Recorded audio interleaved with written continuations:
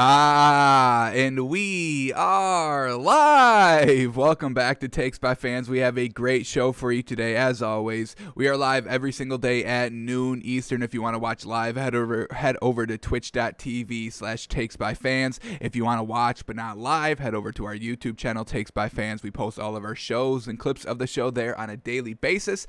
And if you just want to listen, we're on podcasting apps, folks. Spotify, iHeartRadio, Google Podcasts, Apple Podcasts, folks. However you want to watch or listen, we've got you covered multiple ways.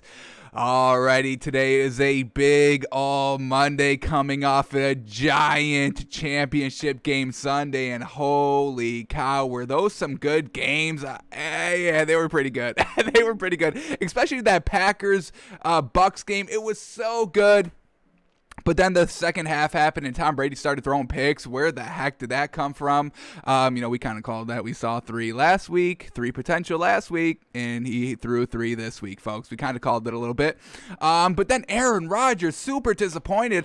I think Aaron Rodgers had the worst day yesterday. I think his legacy took a big hit, not beating Brady when he had all the opportunities to do so, and he just super let me down yesterday. We'll talk through it. He had so many opportunities to go and win the game. 3 interceptions in the second half by Tom Brady because of great defense by Green Bay, and they just couldn't do anything with it. So we're breaking down the games from yesterday. Super unfortunate, but now we've got the Super Bowl set, folks. It's Brady versus Mahomes. Brady was like, you know what? I left the AFC to get away from this man, and he's just following me around everywhere I go. I can't even get to the Super Bowl in peace without seeing this man. So Tom Brady versus Patrick Mahomes. What is this, part 3 now? Part 3. Once in the AFC Championship game, Brady won the first time, and then do they meet in the AFC Championship game again? No, I don't think so. Because the Patriots couldn't get there because they got first round bounced. Last season. So Brady Mahomes too, like in playoff settings. So that's going to be great to watch. So yeah, we're going to be. This week, it's going to be kind of our regular week. We've got kind of 2 weeks to fill before that big game happens. So this week, it's going to be regular. Today, break down the game. Tomorrow, we'll do our cash and trash list. Maybe look at that power rankings thing again and just kind of see where our, Super Bowl teams ranked on our final power rankings. Wednesday, we'll do film study. I mean, Brady just threw 3 interceptions, folks. We got to watch that. Thursday, we'll react and guess to the Super Bowl lines. Friday, we may make our predictions or we may save that for next Friday. But then next week, throughout that entire week, we are going to be looking at our official predictions that we made before the season even started. So we'll be looking at that kind of the entire week next week. Trying to get us all ready for that big old game, folks, the Super Bowl. Brady, does he get another ring? His 10th Super Bowl? What would this be? His 7th ring if he gets it? Crazy. Absolutely crazy. 6th ring, 7th ring, something like that. He's got a lot of rings, folks. That's the point. Alrighty. And can Patrick Mahomes go back-to-back? Most likely, because the man is looking unstoppable in that team. Oh, my God. Did y'all see Tyreek Hill? I'm telling y'all, he's the best receiver in the league. You cannot stop him. And even if you do stop him, he'll still burn you. Folks. It's crazy what that man can do. So, best receiver in the league, best quarterback in the league. Going against the greatest of all time. It's going to be a good one. Alrighty, and then we're also breaking down basketball today on the show. So before we get into all that, the stories and a couple, not even really stories. Well, they are kind of stories. So here we go. Let's start here. Yeah, remember all that talk about Josh Allen last week, that he's finally caught up to Patrick Mahomes' level? Little bit of a meme right here. Josh Allen is having a better season than Mahomes, and then, they bring in the Michael Jordan meme, and I took that personally, and Mahomes took that personally, because that man went on a 38-6 run after being down 9-0.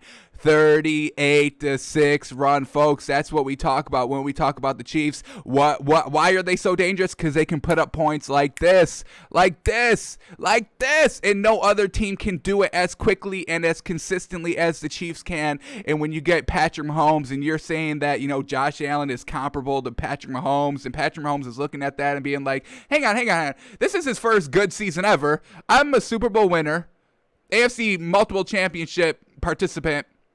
What are we talking about here? Y'all comparing me to a person that finally had a good season, who finally threw over 60% completion, finally 1 year, and y'all are comparing them to me? 4 seasons in, I'm ready to go to my second Super Bowl, and I already won one. I'm 100% in the Super Bowl. This man can't even get there, and you want to compare him to me? All right. Wait till this season's AFC Championship game, and this man brought out all the freaking stops. He looked fantastic.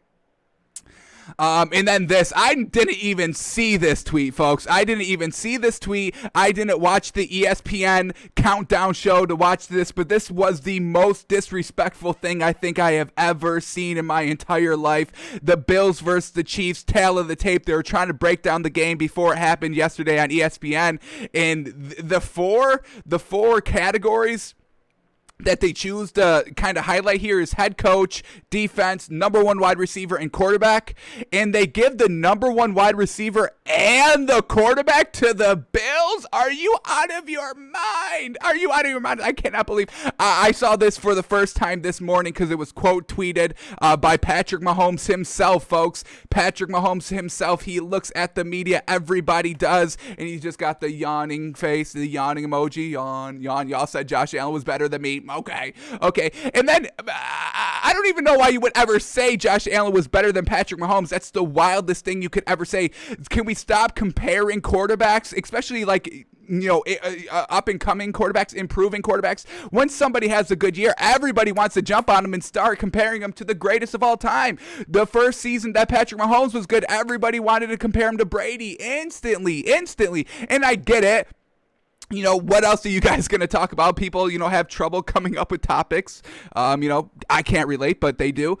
So they have to, have this blasphemy out there in saying that Josh Allen is better than Patrick Mahomes. Stop it. Can we stop all the comparisons? The man had his first good season. Now, I think he will continue to get better and better and better. But until he does that, we're not going to say he does. We have to see it before we start saying it. Patrick Mahomes, he's earned all of the respect he's been getting, all the talk he's been getting. And the fact that they would say that Josh Allen was better than Patrick Mahomes right now at this moment, I don't even know what to say about that.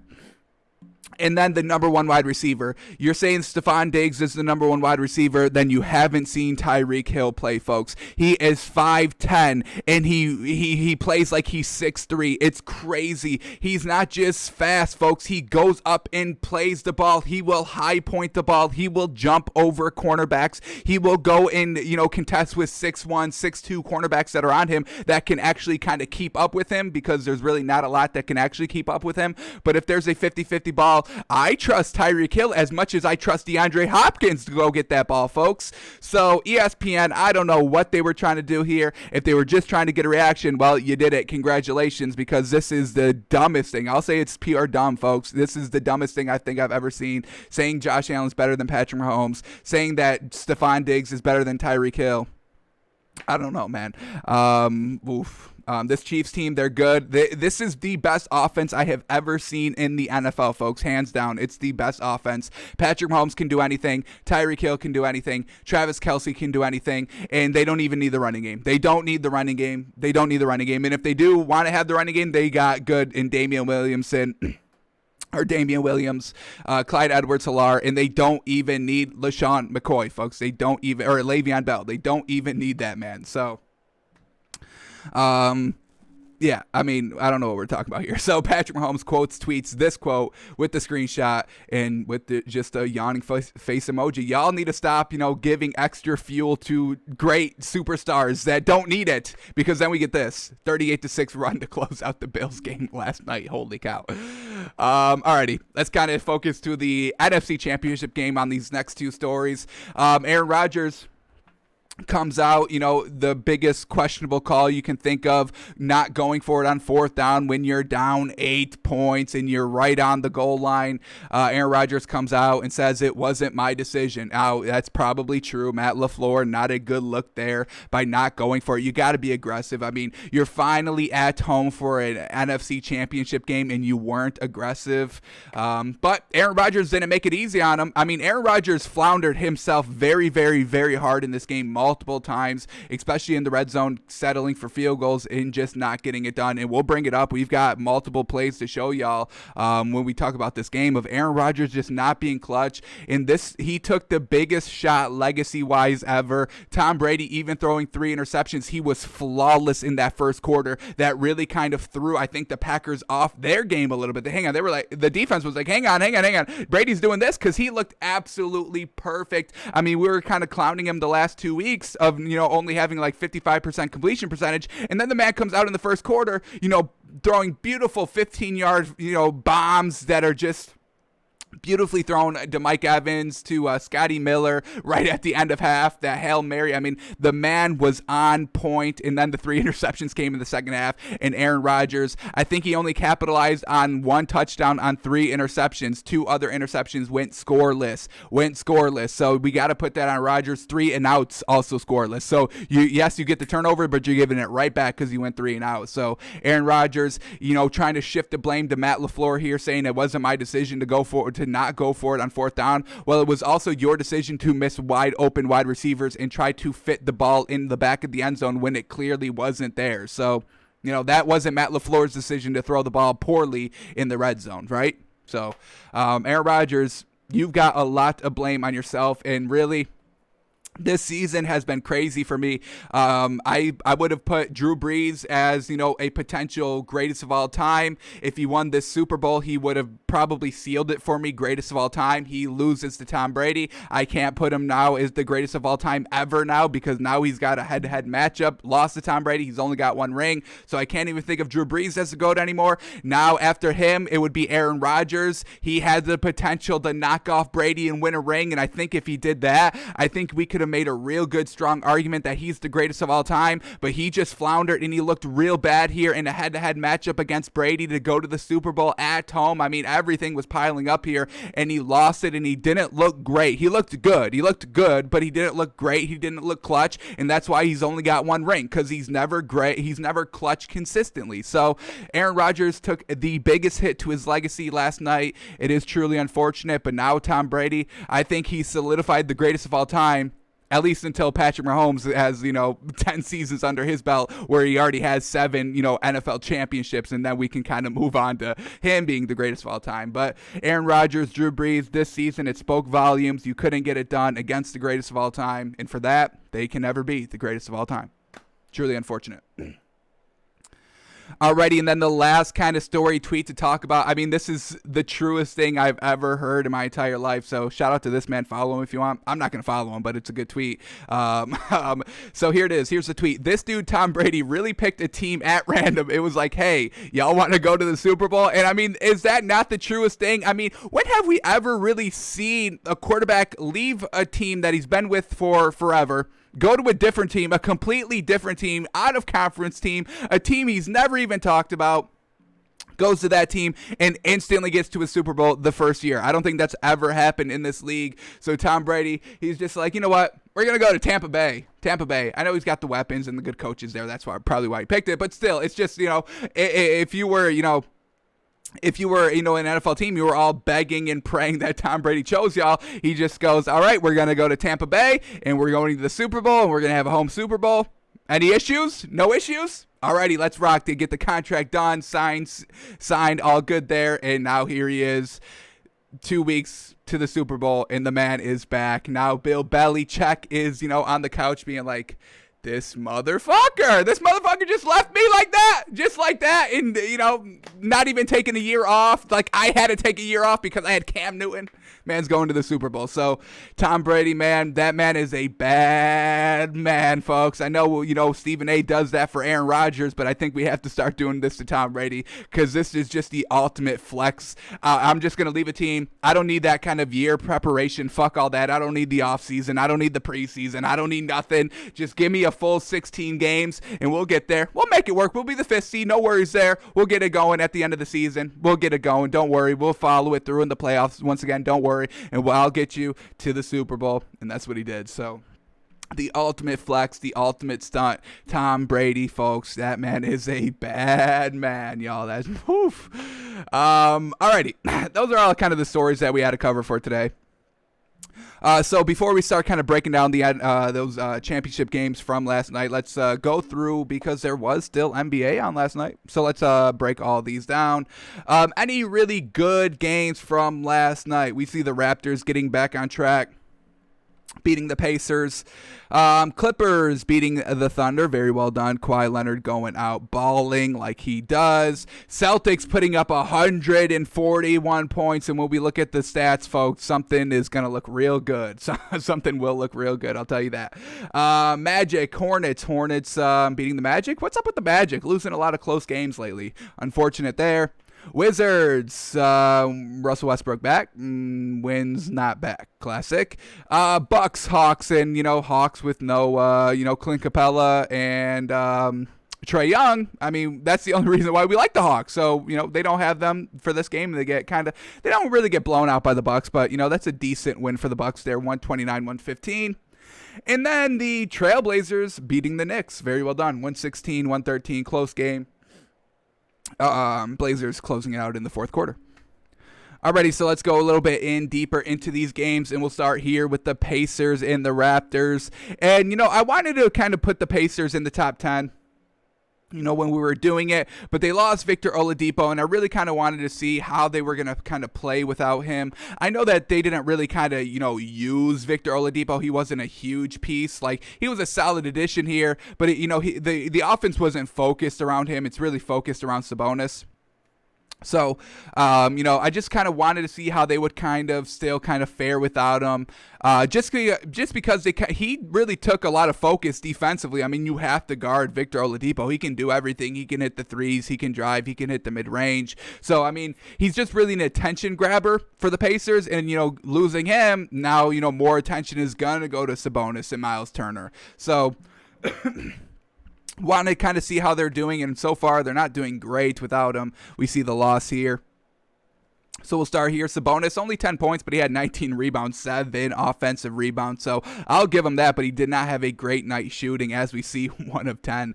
10% shooting from the starting forward. Not great there. Alrighty, Miles Turner played pretty good with his 25 points. Who else do we got here? Not a lot of bench play here. Only 3 players playing off the bench, and they only got 1 double-digit score off the bench, too. So not the greatest there. Jeremy Lamb, 13 points off the bench in 19 minutes. We can get behind that. Doug McDermott, 13 points. Justin Holiday, 16 points. Malcolm Brogdon, 12 points. Just nobody going extra above and beyond, unfortunately. Alrighty, the Raptors, OG Anunoby, holy cow, 30 points for that man, 8 rebounds, 5 steals, 1 block, really just doing everything. So that was really the main reason why they won. As we see Fred VanVleet, 21 points. That's a solid contribution from him. That's kind of what we need. That's what the Raptors need. As I said, this Raptors team is full of role players, so they all need their starters to go and get you kind of about 20-plus points. And, Fred VanVleet's been doing that, basically almost every night. So very well done to him. Continuing on, Norman Powell, 20 points. Aaron Baines, only 12 points. And Staley Johnson, only 3 points. But OG Anunoby's big old game of 30 points really gets it done.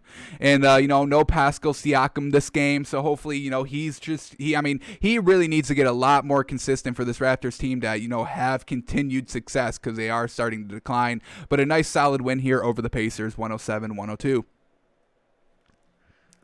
Alrighty, Clippers and the Thunder, and we'll start here with the Clippers because Kawhi Leonard is absolutely balling. He's basically like the reverse Russell Westbrook. He's always very close to triple doubles, but he's winning games, not getting triple doubles. So the reverse Russell Westbrook here, Kawhi Leonard, 34 points, 9 rebounds, 8 assists. I mean, he's shooting 58% from the field. Very, very, very great. He's really kind of being, the number one option here and being the true leader. I think last season with the coach, Doc Rivers really imploding. I really think Kawhi Leonard is taking that extra step that he needs to take for this kind of team to be good on the floor. He knows, you really need somebody on the floor to really not hold everybody accountable, just to have the cohesiveness in the offense running smoothly. So I really think he is kind of stepping up here this season. I absolutely love it. Serge Ibaka, 17 points, 6 rebounds, shooting 2 of 2 from 3. Very love it. Paul George, only 11 points. Nothing major here. He shot 30%. Not the greatest, but hey, Kawhi Leonard, when you've got Kawhi Leonard, Paul George knows he doesn't need to be the number 1. He can be a solid number 2 here. I mean, this isn't solid number 2 numbers. Only 11 points, 5 rebounds, 4 assists. But, Serge Ibaka had a good game, and, they were going against the Thunder, who really don't have a superstar. So a little bit of a night off here by Paul George, but some nice shots in the fourth quarter to kind of extend the lead a little bit. Alrighty, what else do we got? Zubac, 10 points off the bench. Lou Williams, only 5 points. What else we got? Reggie Jackson, 14 points, solid there. Just really Kawhi Leonard's 34 points, really getting it done here. Alrighty, now let's go to the Thunder. Who's doing good for them? We see Shai Gilgeous-Alexander with 23.7 assists and 6 rebounds. Very well done. Isaiah Roby, 10 points, 10 rebounds. Darius Bazley close to a double-double, 9 points, 11 rebounds. Luguentz Dort only 4 points. That's instantly we know why this Thunder team lost.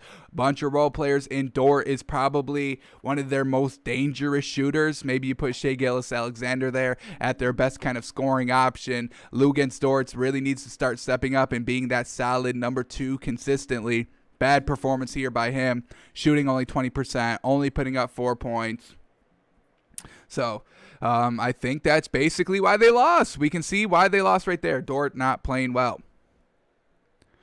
Alrighty, let's move on. What do we got here? Celtics and the Cavs. And folks, the Celtics put up 141 points. Jaylen Brown went absolutely monster in this game. 33 points in only 19 minutes. 19 minutes. They said this was the first time that's ever happened in NBA history. Without playing 20 minutes, he's got 33 points. Nobody's ever done that, folks. I mean, that's truly spectacular. We know this man's a superstar. So very well done to Jaylen Brown getting all those points and getting out of there quickly. As we see no Jason Tatum, and they still put up 141 points. Absolutely magnificent. Daniel Tice putting up 17. Kemba Walker putting up 21. Marcus Smart putting up 12. And just, good contribution here from the bench. Carson Edwards, 18 points. Aaron Nesmith, 11 points. I mean, just look at all these players that played and got decent contribution. Robert Williams putting up 9 points. Javonte Green, 5 points. Semi Ajole, 6 points, and 2 points here by Tremont Waters and Grant Williams trying to get it on in the scoring. They're like, hang on, y'all eating with 141? Why don't you give us 2 points over here? So Celtics went very, very deep, playing a ton of players. Holy cow. 1, 2, 3, 4, 5, 6, 7, 8, 9. Even Taco Fall got into the game. He didn't put up any points, but he played 8 minutes. So Celtics playing everybody, getting it done as a true team win. And so we'll talk about the Cavs now. Some big wins against the Nets, some big games against the Nets, but it really seems like they really kind of blew their wad when they played the Nets because they've been kind of floundering ever since then. So Colin Sexton, only 13 points. Once again, I mean, we kind of see him falling after these Nets game. He put up, 40 in one of the games, high 20s in the other game. So only 13 points here. I mean, holy cow, they got it. I mean, their bench really got it done. Holy cow, what is this? 1, 2, 5, 4 bench players, almost 5, all in double-digit scoring. That will almost get it done on, kind of an individual game basis, but it's not going to get it done when the Celtics are putting up 141 as a collective unit.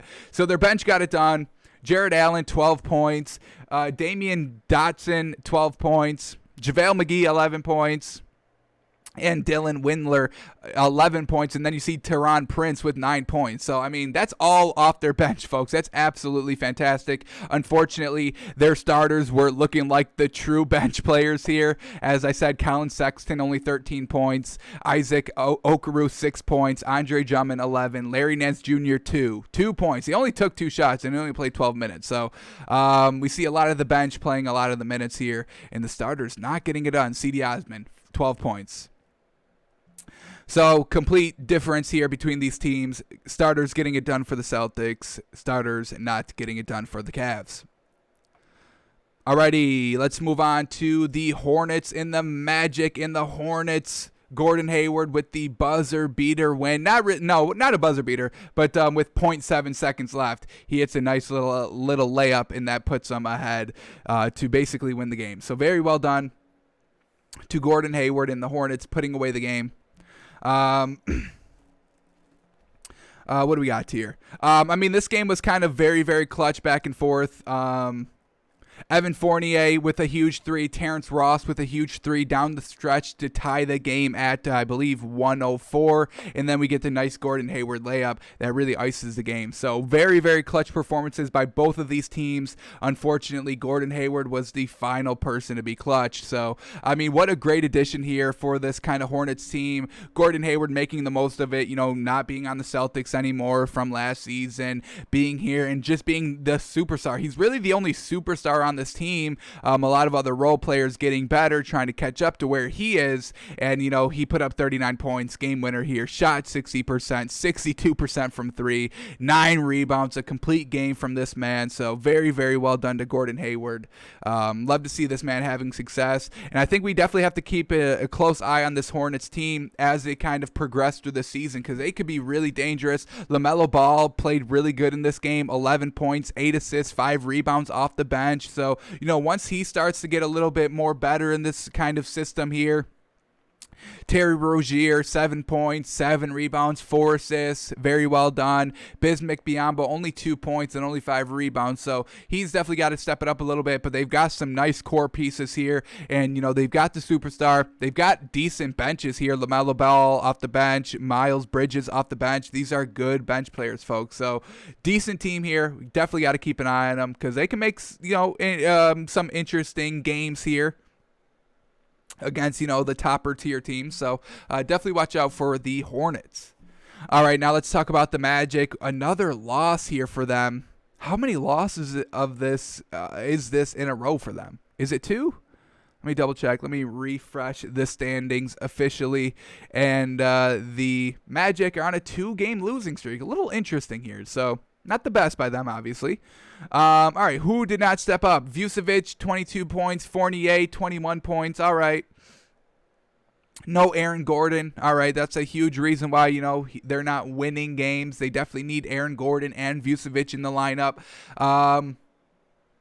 What else we got here? Gary Clark, 14 points. James Ennis, only 8 points. He shot 42%. Could have definitely been a little bit better. In a close game, you need all your starters and, all your best players to step up. James Ennis, I would probably say, without Aaron Gordon being in the lineup, he's probably their third option. Vucevic 1, Fournier 2, James Ennis the third. So he's got to, definitely step it up a little bit here. Terrence Ross off the bench. He played 30 minutes and only put up 10 points, but he did shoot 50%. So, off the bench, not bad there. He did play a lot of minutes for being off the bench. And they only had 4 players playing off the bench, so little limited there. Starters not getting it done all across the board, and when Gordon Hayward is putting up 39 points, making it easier for his kind of role players, starting role players to get it done easier. Nobody did that for the Magic. So Hornets get the win, 107-104. Alrighty, Wizards and the Spurs, and Bradley Beal, this was his first game back, and from, what did he have? What did Bradley Beal have? 2 weeks out with kind of, with the COVID situation. I don't know if he had it, or if, he was just kind of in that kind of health and safety protocols that a lot of players have been in so far, but this was his first game back. This was Russell Westbrook's first game back. I think he's kind of battling a kind of quad injury. So first game backs for both of them, and it doesn't translate to a win. Not the best. So let's see. Russell Westbrook, 9 points. 9 points. Not great there. 8 rebounds, 6 assists. We know he stuffs the stat sheet. Did it there, not really in the points column. And once again, his first game back, 4 turnovers. At least it's not 6, right? Usually he's putting up around 6 turnovers. So 4. Bradley Beal had 4 as well, but he had 31 points and 7 rebounds and 4 assists. So once again, Russell Westbrook really struggling here. 25 minutes. Not sure if he's on minutes restrictions. 25 minutes, pretty solid for minutes restrictions, honestly. But, if he was restricted to those 25 minutes, wasn't the best. I mean, and we see a -20 in the plus minus for Russell Westbrook. So not getting it done on the defensive end, not getting it done on the offensive end, getting it done on the boards a little bit. That's really it. But, with the 4 turnovers, you're kind of squandering all the good you did, especially with the 3 other offensive rebounds, second chance points. You have 4 turnovers, really just canceling it out, every good he's done. And that's what we know about Russell Westbrook. So he's still not cleaning it up. And until he does, we really can't even root for the Warriors. And I kind of refuse. I'm going to have to kind of put my foot down this season. I love to root for Russell Westbrook. I love to talk about Russell Westbrook, but all these turnovers still continuing on from team to team to team, ruining franchise. Ruining franchise is a little heavy. I probably shouldn't have said that, but y'all know what I'm talking about here. Just this team will not make the playoffs with Russell Westbrook having all these turnovers. So we're going to have to put our foot down this season and not root for Russell Westbrook until he starts to change his game. We know what his game is. We like the game, but it's just too aggressive. It's too out of control, and it's too many turnovers. So, unfortunately, we are going to have to kind of pull back a little bit on our Russell Westbrook kind of fandom, cheering him on, and it is truly unfortunate. Alrighty, the Spurs getting back on track here with the win. Who did good for this team? Very, very solid contribution from a lot of these bench players. Holy cow. Patty Mills, 21 points. He led the team in scoring off the bench in only 20 minutes. That's what I love to see. Rudy Gay, 13 points off the bench. Devin Vassell, 14 points off the bench. Really getting it done. DeJounte Murray did he get ejected? What was it? No, he got injured in the first quarter. We talked about it on their last Spurs game, but he's in the lineup for the entire game. This is what he does. 11 points, 11 rebounds, 10 assists, a triple-double for the man, and it results into a win. Russell Westbrook, take notes. He only had 1 turnover. Oh, you can get a triple-double and still win the game and still not have, 40 turnovers. Russell Westbrook, it can be done. Look at DeJounte Murray's game. Come on. Lonnie Walker, 16 points. LaMarcus Aldridge, 15 points. Keldon Johnson, 13 points. DeMar DeRozan, 9 points. I mean, folks, this is a complete team game, and I absolutely love it. And we should, expect this from a Greg Popovich coach team, everybody buying in, everybody getting it done. And this is absolutely fantastic. So this is probably one of the most impressive Spurs wins I think I've seen this season. Very well done. Everybody just contributing very, very well. This is great. So well done to the Spurs here. I mean, this is how you play. Washington needs to take note. This is how you play. Everybody getting it done. Bench getting it done. Starters getting it done. Collectively as a unit getting it done. And you win by 20 when you do this. Alrighty, now let's go to the Hawks and the Bucks. And as I said a little earlier in the show, the Hawks had no Trae Young and no Clint Capella. That's the only real reasons why I like this team. What did we put them in our power rankings? Number 6. They were number 6 in our power rankings. So without these 2 players, we know they're not going to win a game, and we don't even like them. We won't even root for them when both those players are not in the starting lineup. So, yeah, I mean, they played decent. I mean, they still put up 115 points, so the offense wasn't lacking. It was just the defense. And, when you don't have the big, they don't have Clint Capella down low, who's going to stop Giannis and all their kind of down low action. So, we can kind of understand why the Hawks still gave up 129 points to the Bucks, because they really didn't have a lot of beef down low. But I'm still kind of very impressed that they put up 115 points. So the offense didn't sputter without their starting point guard. They're kind of floor general, their leader out there offensively. So that's a really big positive sign. And we see 2 huge players stepping up here. DeAndre Hunter with 33 points and John Collins with 30 points. Absolutely magnificent. This is huge. They're learning to kind of play without Trae Young, evolving their game without kind of, their main offense, stepping up big. This is really, really, really great sign for this Hawks team moving forward. Definitely.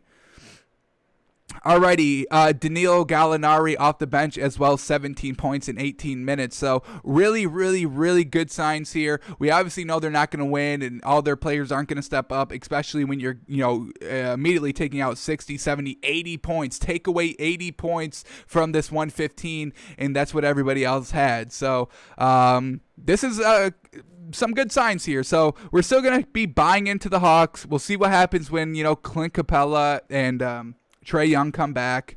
But yeah, watch out for DeAndre Hunter and John Collins, folks. They just were walking buckets. 61%, 63%, both scoring 30 points. Holy cow. Absolutely fantastic. Very well done.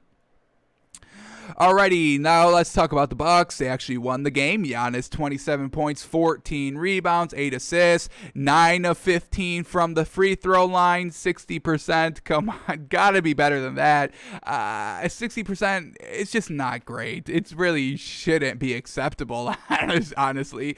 Anything under 80% for free throws really should be unacceptable in this league. I don't care if you're a big, I don't care if you're a point guard, I don't care. You gotta be hitting 80%, folks. And Giannis still a little struggling here. Lucky that they won. Lucky that they didn't need those 6 extra points here against that, kind of missing their big pieces of that Hawks team, and was still competitive. Alrighty. Chris Middleton, 19 points, 1 of 6 from 3. We were just praising this man, and then he kind of lays an egg there at the 3-point department. Once again, kind of lucky that they didn't need them. I mean, the Hawks still outshot the Bucks from the 3. Bucks only hitting 10. The Hawks hitting 14. So, folks, the Bucks kind of got bailed out a little bit. If even one of those 2 players played, probably if Clint Capella played, the Bucks probably would have lost this game, folks. They had a little bit more beef down low, better defense. The scoring hopefully would have still been great for the Hawks, and they probably would have beat the Bucks. It was kind of a closer game. So Giannis, classic game from him. Chris Middleton, a little lackluster on the 3. Dante DiVincenzo, 9 points, lackluster from the 3, 1 of 4. Drew Holiday, 15 points, 2 of 4 from 3. We can get behind that. DJ Augustin, 9 points, 3 of 4 from 3.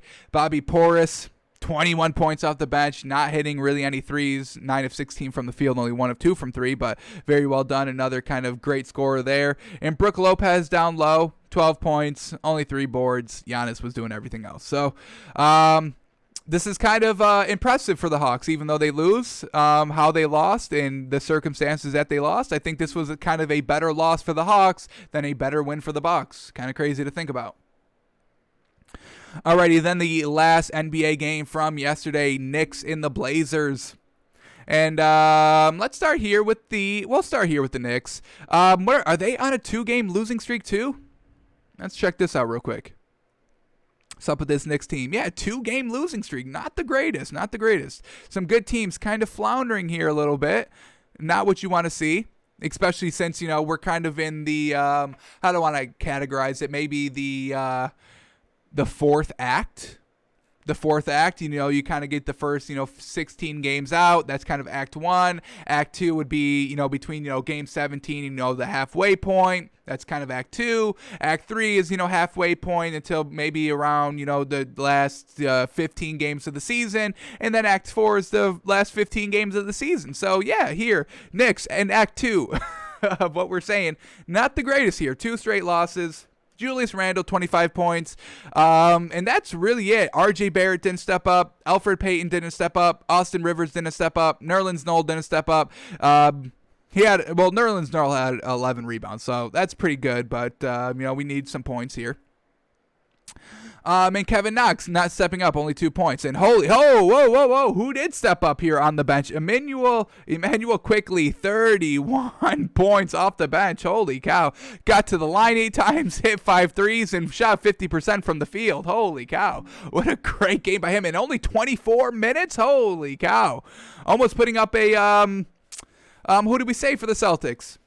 Jaylen Brown. Holy cow. Wow. That's really impressive. Very well done by Emmanuel Quickley. Leading scorer off the bench, 24 minutes. Really the only great scorer there by the Knicks. Very well done. Alrighty, now let's go to the Blazers here. Still no CJ McCollum, still no Yusuf Nurkic, and they still got it done. Very well done. Damian Lillard, 39 huge points. You know, we know he's a walking bucket. We saw him all the time in that bubble, hitting clutch shot after clutch shot, putting up 30 points after 30 points after 30 points. So, you know, without CJ McCollum, he's got the extra green light to, you know, shoot more, and that's what he did here. And he's still great. He's still efficient. Got to the line 11 times, hit them all, shot 64% from the field, shot 60% from the three, 8 assists to go along with those 39 huge points. So absolutely magnificent game from him. Carmelo Anthony, 12 points off the bench. Gary Trent Jr., 11 points off the bench. And Anthony Simmons, 16 points off the bench. I mean, really great bench work here. The starters, I mean, Damian Lillard had 39, so it is going to kind of be hard to get a little bit more points. But look at this.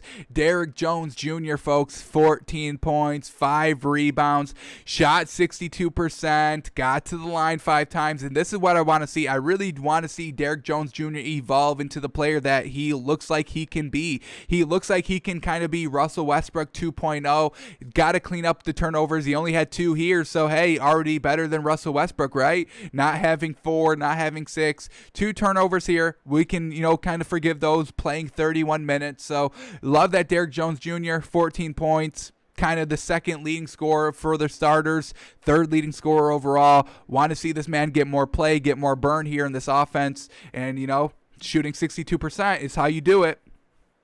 So we'll definitely have to keep an eye on him. Love watching that man play. Super athletic, so explosive, goes super hard on every single play. Defense definitely needs to get a little bit better, and the consistency needs to get a little bit better. But I mean, this is the time to shine. With no CJ McCollum and no Yusuf Nurkic, now it's just, you know, Damian Lillard's the number 1, and now really Derrick Jones Jr. is the number 2 scoring option. Who's the number? Are you going to put Rodney Hood maybe above him? Robert Covington above, you know, Derrick Jones? Maybe. But the way that Derrick Jones has in his ceiling of play, I would definitely consider him, you know, the number 2 option without CJ McCollum in the starting lineup. Alrighty, so Blazers get the win 116-113 over the Knicks. Alrighty, that was all the basketball on last night. So let's kind of go to our kind of main topic today, which is breaking down the 2 NFL games, the 2 championship games, AFC, NFC. We've got the AFC champion in the Chiefs and the NFC champion in the Bucks.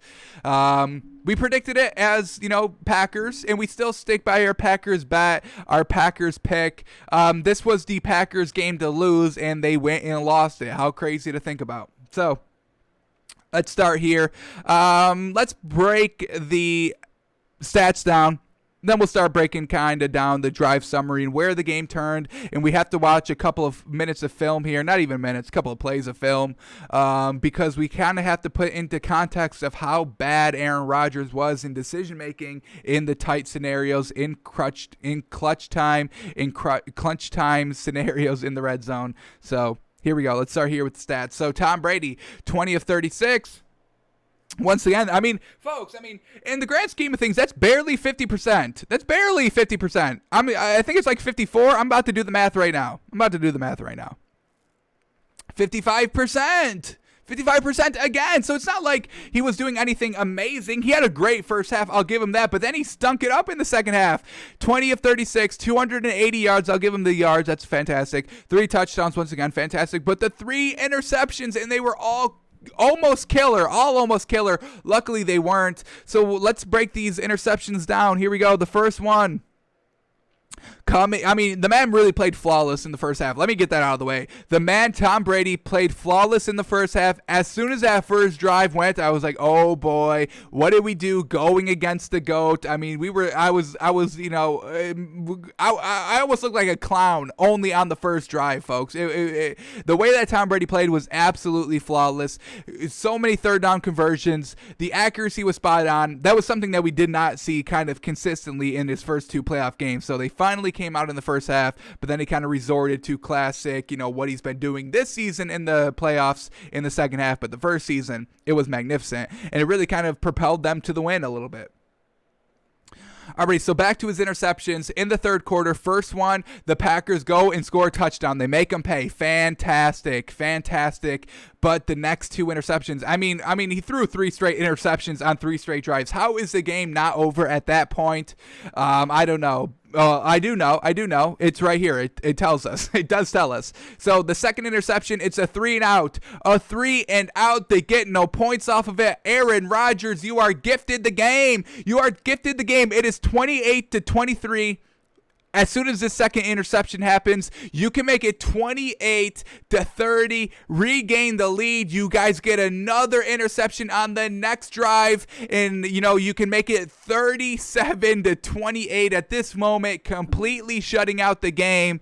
But Aaron Rodgers doesn't do that. You could have even made it, 28-26, field goal on the second interception. You get the third interception. You get, a touchdown. Now you're up fantastic, or you just get another field goal and you're still up 28-29. But once again, what does Aaron Rodgers do? 3 and out on back-to-back interception drives. That's just one reason why this Packers team lost. Aaron Rodgers not taking advantage of these turnovers. I cannot believe it. This is why the legacy is taking a big hit. This was not just a loss by Aaron Rodgers, folks. This was a loss this was a gifted win that he deliberately just lost. It's unfortunate. It's really truly unfortunate because the man can never be the GOAT because of this game alone. I don't want to hear it. Head-to-head matchup with the greatest of all time, Brady. AFC NFC Championship game in your home stadium. Finally. I mean, that's what they wanted last year, but they didn't get it. They went 13-3, still didn't, have that kind of home field throughout. They lost to the 49ers. Now this season, they go back to 13-3. They get the home playoff game. They get the home NFC Championship game, and they don't do anything with it, folks. Aaron Rodgers can never be the GOAT anymore. How unfortunate is that? Super unfortunate. Truly unfortunate. So here it is. The second interception, 3 and out. The third interception, 3 and out. And then, the Bucs finally don't throw a pick, and they're able to get a field goal off of it. So your defense gifting you the game, and the offense throws it away. So that's just kind of one of the ways that the Packers lost the game. There's more ways they lost the game, folks, so hold tight. All right, let's keep going with the Bucs here. Leonard Fournette, he didn't have a great day, but he had a nice closing finish. The man could not catch anything out of the backfield, but then, he really closed out the game. Let's go back to this kind of field goal drive. What do we got here? Never mind. We're not going to go to this field goal drive. I thought it was something different. So let's go back to this kind of running game. Leonard Fournette, 12 carries, 55 yards, and the touchdown. Very well done. Really kind of closed out the game a little bit. Ronald Jones, 10 carries, only 16 yards. He really never got it going, but luckily they still had Leonard Fournette.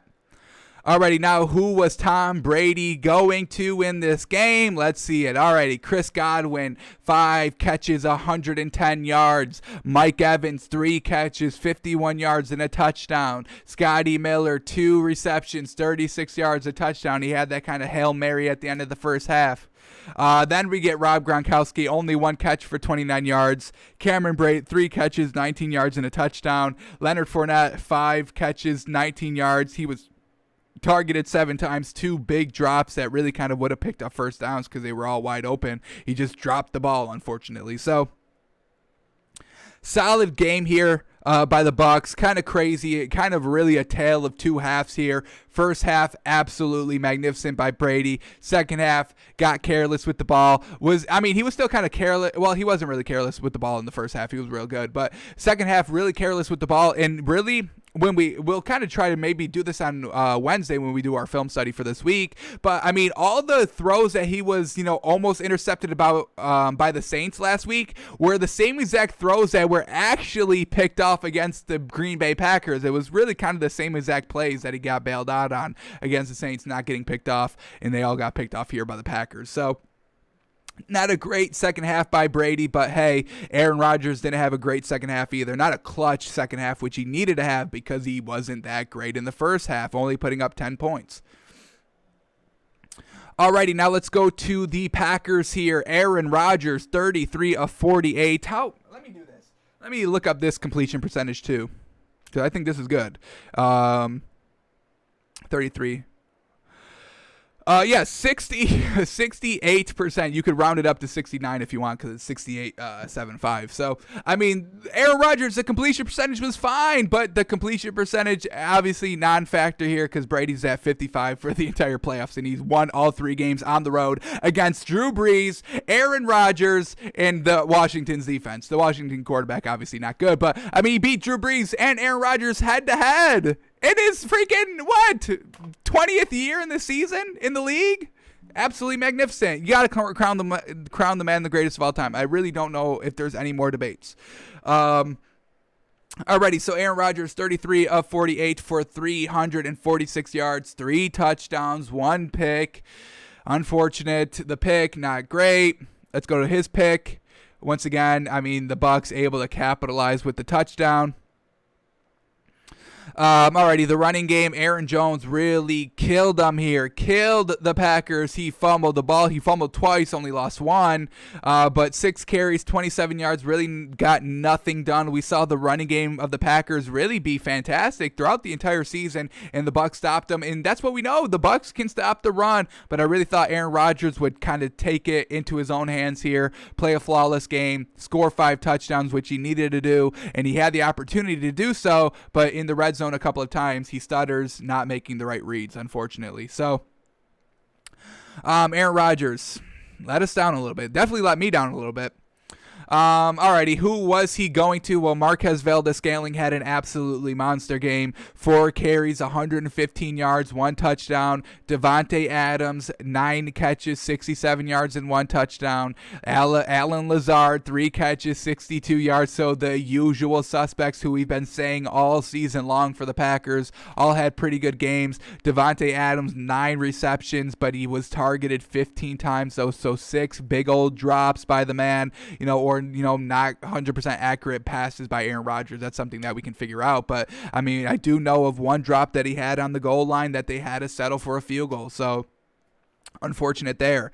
As we're talking about Aaron Jones, let's go to his fumble lost. Second half, trying to do something. Trying to get something going. This was the first drive coming out of halftime. He fumbles the ball. Tom Brady with the short field. He's going to be great. We know this. 1 play going to Cameron Brate, 8 yards for the score after Aaron Jones loses the fumble, and now it just went from 21 to 10. I mean, that's already not looking good in a playoff game anyway, and now you go down 28 to 10. So Aaron Rodgers, the comeback is even more extensive here. He tried his best. But unfortunately his best was not good enough.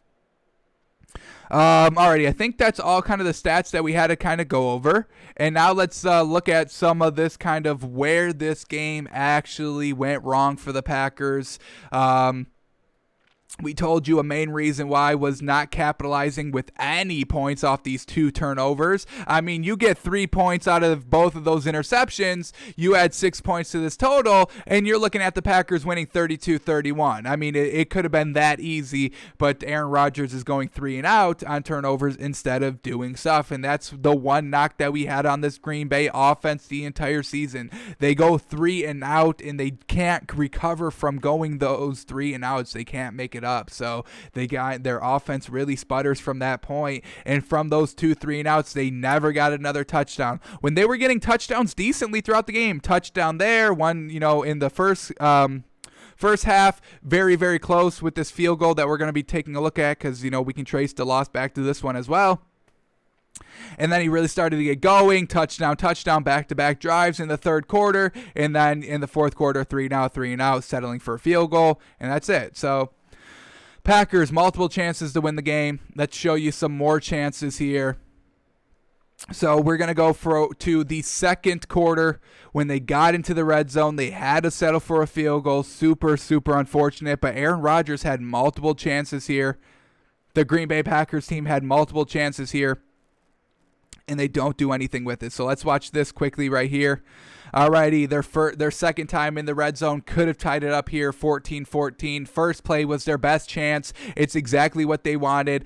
Davante Adams back shoulder throw at the front corner of the end zone, and he just doesn't hold on to the ball. Let's see if we get another replay here. But this is a good ball by Aaron Rodgers.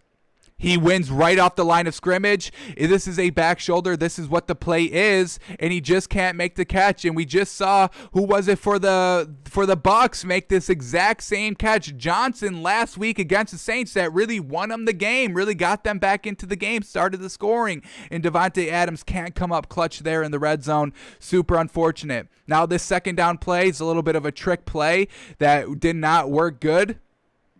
Here it is. It's everything flowing to the right, trying to hit Davante Adams. If he catches the ball, he's going to get knocked down like 2 yards short of the first down. But not a great play there. It gets batted at the line of scrimmage. Well done by the Bucs defense. And now this is a bad play here. 3rd and goal. This is where Aaron Rodgers struggled a little bit. Here it is.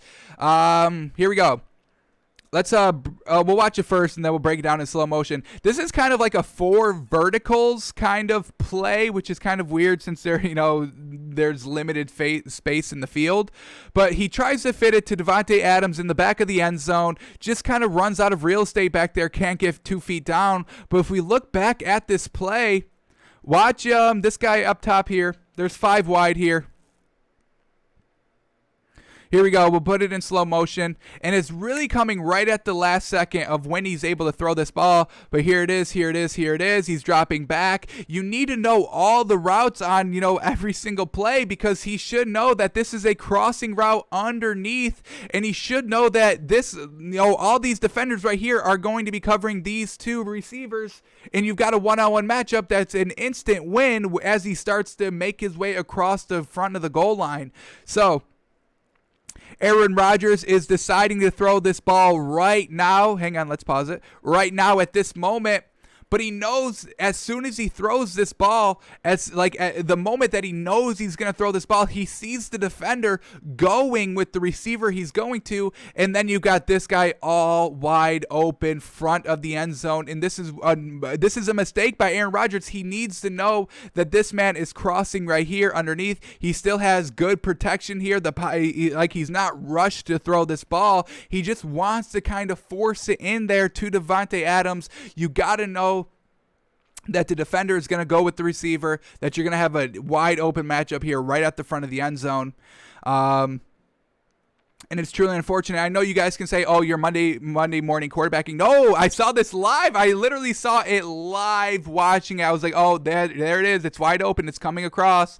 And because as soon as this defender goes with the receiver, since, he double teams him right here, number 23, as soon as you see him looking in on the receiver, not knowing what's going on behind him, that's when you know it's wide open. That's when you know you can wait for Lazard to come across the field. And Aaron Rodgers tries to fit this ball in where we know it would never have a chance to be caught inbound. So this is Aaron Rodgers not being at the top of his game, not being 100% accurate, not being 100% clutch, because this could have been a 14-14 game, and it really could have been totally different from this point on. Instead, it's 14-10. So another reason why we have to kind of hammer Aaron Rodgers' legacy a little bit more, because in the biggest game, he made the wrong decision. And you've got 5 routes. You didn't choose the best route, and that falls on the quarterback for decision making. So when we look at that quote at the top of the show from Aaron Rodgers saying that wasn't my decision to go for it on 4th down, it also wasn't Matt LaFleur's decision to throw this ball where it shouldn't have been thrown. Okay, now let's go to, there's one more red zone attempt where he did not make the right decision, the best decision to be made. He didn't make it. So we have to go back to their field goal drive in the 4th quarter, the one that's questionable. Should you have gone for it on 4th down? I think you should have. If you don't, then you got good defense and you possibly could get a safety. I mean, you're right on the 3-yard line, 8-yard line here.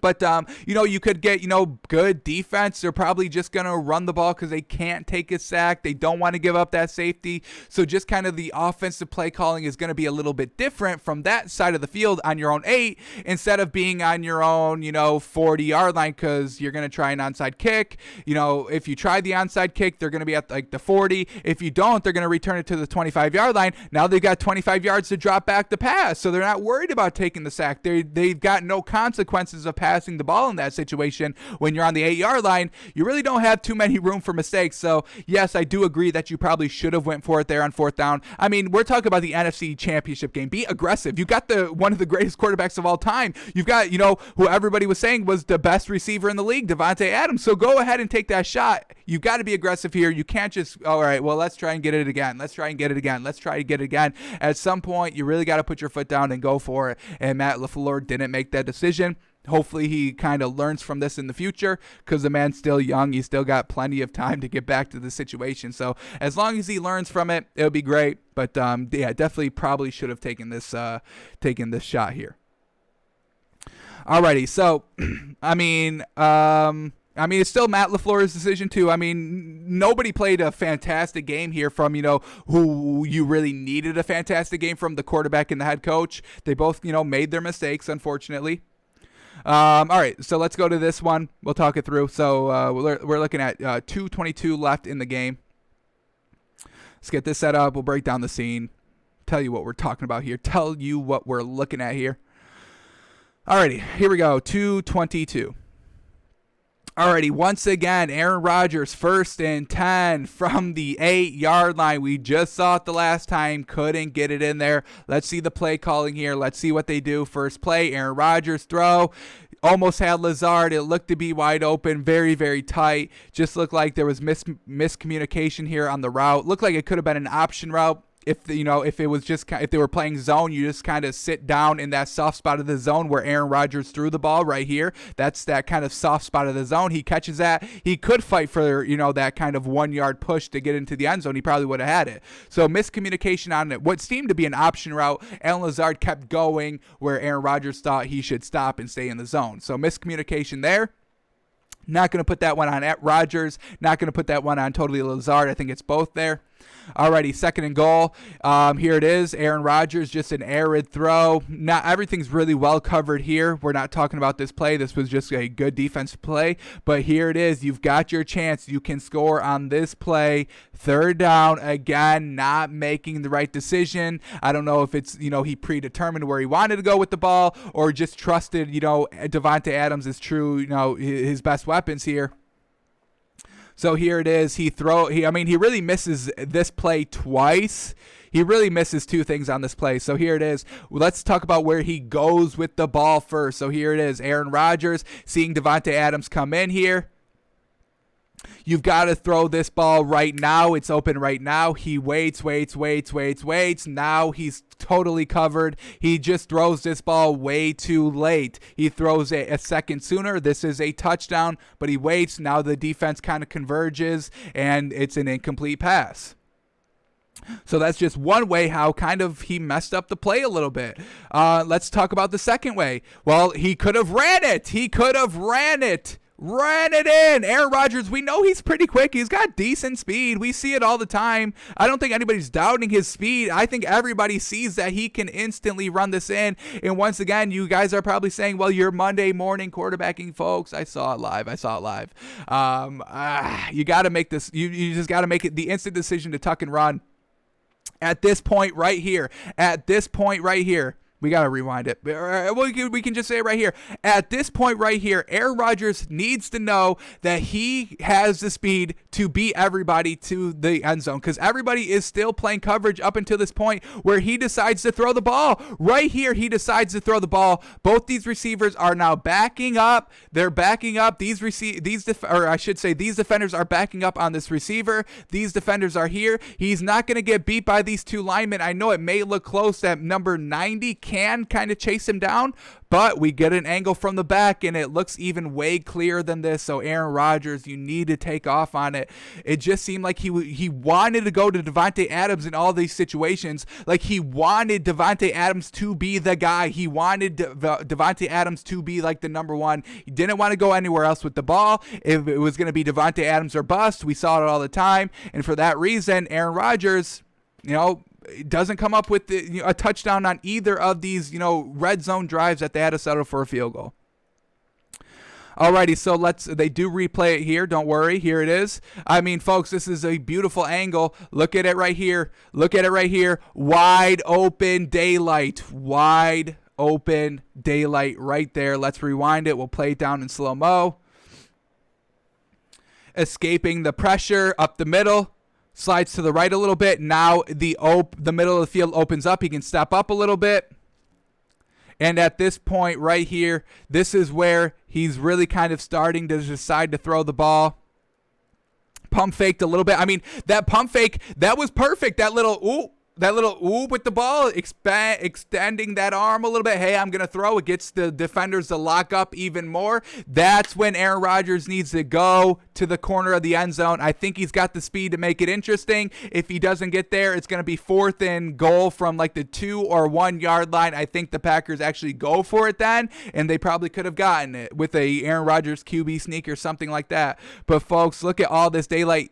This is when he throws the ball. These receivers' these defenders' momentums are all carrying on the inside of the field. He's got, a one-on-one matchup here back of the end zone. Receiver makes just a decent block. You just shove him once. Aaron Rodgers has all this time to get to this wide open spot here, and he doesn't take it. He tries to force the ball into Davante Adams. Late. Truly unfortunate there. Truly. So the Packers lose the game, and I'm going to place 85% of the blame on Aaron Rodgers. 85%. Unfortunate. Kills me to do so. Alrighty, let's go to the second championship game. The AFC Championship game, Bills, Chiefs, and, don't compare Josh Allen to Patrick Mahomes. Are you going to wake up the beast? Let's start here talking about the Chiefs because, holy moly, Patrick Mahomes, 29 of 38 for 325 yards, 3 touchdowns, no pick, clean game, turf toe concussion. It cannot stop this man. He is balling. He is, oh my goodness, are we saying this the greatest of all time? Is it a little premature to call somebody the greatest of all time 4 seasons into their career? I don't know, but if there's any player to do it with, it's this man right here, Patty Mahomes. The running game was decent, nothing great. It was just decent. We get Darrell Williams, 13 of 52, 13 carries, 52 yards for a touchdown. That's very, very solid. You get Mecole Hardman, a nice little kind of trick play, 1 carries for 50 big yards. I believe it was kind of like a nice little end around. And then Clyde Edwards-Helaire got locked up. The Bills were like, hang on. Y'all not getting another 160-yard rusher on us. So Clyde Edwards-Helaire, 6 rushes for only 7 yards and 1 touchdown. And look at this, Patrick Mahomes doesn't even need to use his legs, folks. 5 rushes, 5 yards. Doesn't need to use his legs. Alrighty, folks. Who is he throwing to? Well, folks, the usual suspects. Going to your best receivers. That's what you want to do in the championship game, and that's what Patrick Mahomes did. So Tyreek Hill, 9 receptions, 172 yards, folks. The greatest receiver of this season. Possibly, I would put him in top 10 wide receivers, top 5 wide receivers of all time, folks. This man is absolutely extraordinary, and he had 172 big old yards. We actually, on the show yesterday when we were kind of doing our last second best bets, we took Tyreek Hill over 77.5 yards. That was the bet. Could you believe it? He beat that bet by 100 yards. Travis Kelce was at 90 yards. He had 118, but Tyreek Hill, 100 yards more than Vegas expected. That's what we know this man can do. Alrighty, Travis Kelce, 13 receptions for 118 yards. Once again, we see this every week. Tyreek Hill, Travis Kelce, number 1 and 2. We see it every single week, and it was no difference in the biggest game of the season thus far. And Travis Kelce scoring 2 touchdowns as well. They didn't even need Sammy Watkins. Remember, Sammy Watkins wasn't playing in this game. They didn't even need the man. They didn't even need him. How crazy. Alrighty, they did even have a fumble here. Mecole Hardman fumbles and loses it. Let's see what the Bills did with that turnover. Where is it? Right here. Well, the Bills go and score a touchdown off of it. They muff the punt a little bit, and the Bills, starting on the Chiefs' 3-yard line, Josh Allen to Knox for the touchdown, and that was really the only scoring that mattered for the Bills, and then it was all Chiefs from that point on. Alrighty, let's go to Josh Allen now, 28 of 48. What is that? Let's do the math on this very, very quickly. 28 of 38, or 48, 28 of 48. 28 of 48. 58% completion percentage. Not terrible. That's not bad. It's not great, obviously, but he's obviously done better than that. I think he's only thrown for like under 60% this season like 3 times, so little kind of, a little bit of an outlier of what he's done just this season alone. If you look at his history, then 58%, that's kind of right on the mark. So Josh Allen, 28 of 48, 287 yards, 2 touchdowns. He threw an interception. Absolutely unfortunate. Let's see where this interception came. Coming in the third quarter, fourth quarter here. Fourth quarter officially. And the Chiefs go and score a touchdown and really just kind of ice the game at that point. 15-31. Bills are sort of driving a little bit. They got down to the Chiefs' 20-yard line, 2nd and 10, and Josh Allen is picked. Oh, unfortunate. I mean, he gets this touchdown right here. You get 13 minutes. They would still need a 2-point conversion off that touchdown, but hey, you're still in the game with that touchdown. Unfortunately, Josh Allen couldn't get it done.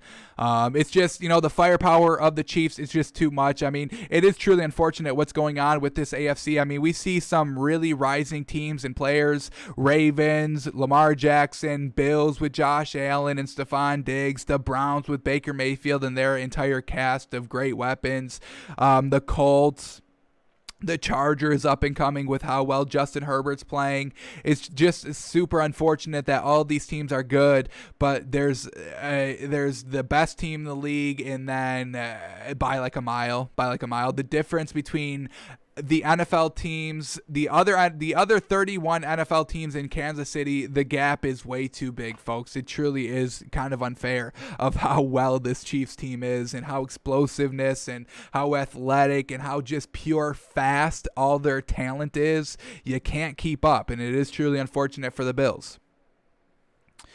Alrighty, so the rushing game for the Bills, once again, just never got going. Devin Singletary, 6 carries for 17 yards. TJ Yeldon, 3 carries for 15 yards. Just nothing good there. Josh Allen, 7 carries, 88 yards. He got it done, and, I am a little impressed by him. He never fumbled the ball. Very well done. He did lose the ball a couple of times. No official fumbles, and obviously, you can't lose a fumble if you never officially fumble. So, we were calling of a Josh Allen lost fumble all week long. It never came. So I guess in that aspect, we congratulate the man. But the 1 fumble translates to a 1 interception. So still at the end of the day, turning the ball over, unfortunately.